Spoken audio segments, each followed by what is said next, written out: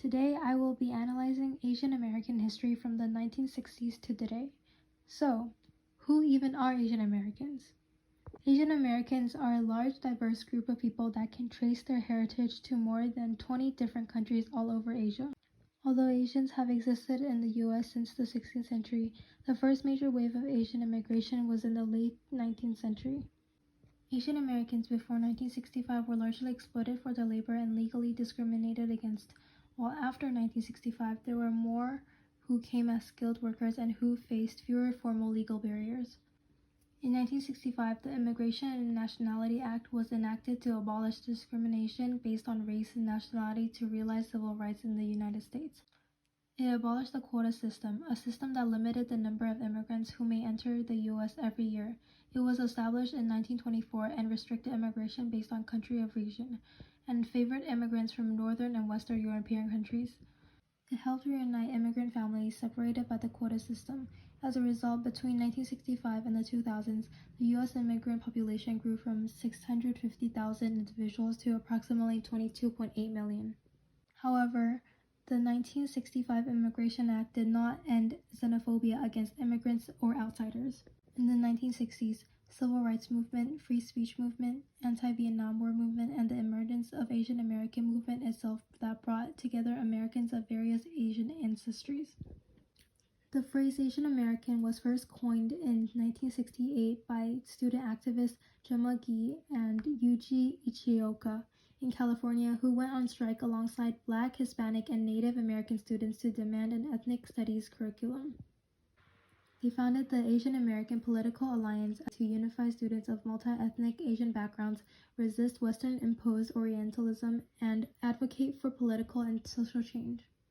During the late 1960s, Asian American political activism began spontaneously in different places at different times and with different perspectives. Thus, it sparked many different organizations to form, such as the Intercollegiate Chinese for Social Action, Philippine American College Endeavor, and the Asian American Political Alliance. Again, in the late 1960s, the concept of Asian Americans developed as a broad minority group, created as a symbol of unified resistance against white racial discrimination. Soon, Asian Americans were touted as the model minorities. You may have heard these phrases before. Oh look, he got the highest grade again. That's because he's Asian. Or, Samantha, I'm surprised by grades like this from someone like you. The idea of model minority emerged over half a century ago because some Asian Americans had strategically typecasted themselves to enhance their demands for equality. However, this term was coined by influential white people for their public ideological usage, as they justified this stereotypical term by saying it is a positive and complementary term of racism.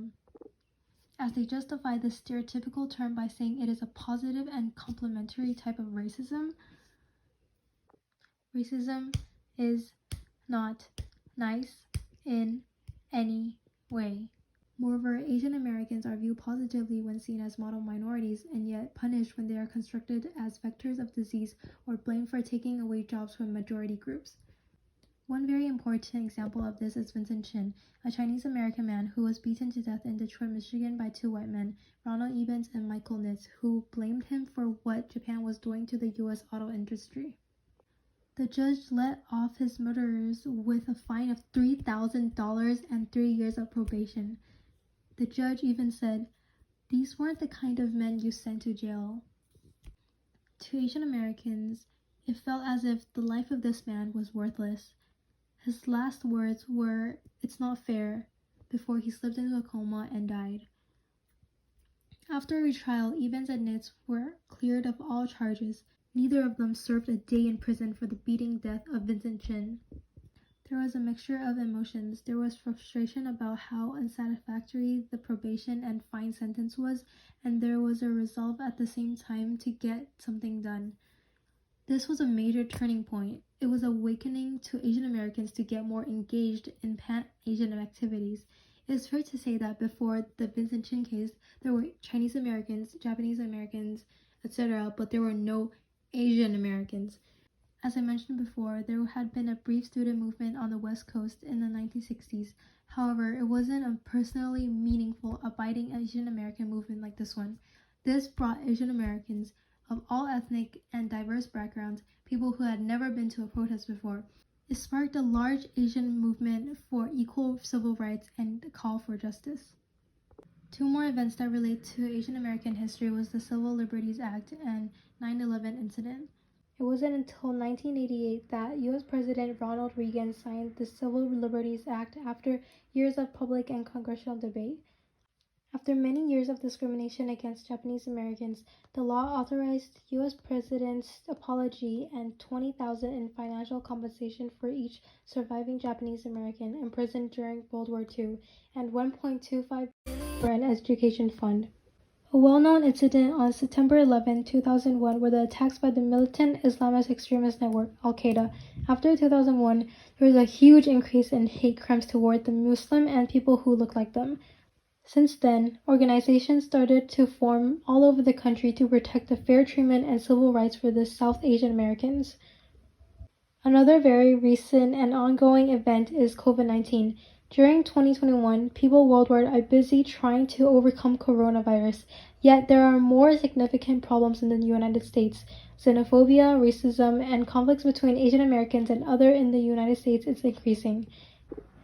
COVID-19 started in Wuhan, China at the very end of 2019, and from then the virus quickly spread around the world. President Trump, a former president of the United States, decided to call COVID-19 as the Chinese or Kung flu virus several times during the beginning of the pandemic. Ethnicity does not cause the virus. Why do you keep using this? A lot Because of it people comes say from it's China. racist. It's not racist at all. No, not at all. It comes from China. In 2020, the world faced the worst pandemic in centuries, which led to the stigmatization of minorities and immigrants. A lot of Asian Americans in the United States have faced racist stereotypes, xenophobic attacks, and endless hate crimes. Although there are more details to the events I have covered and many others I did not get to, I hope you understood more about how Asian Americans came to be since the 1960s. Thank you.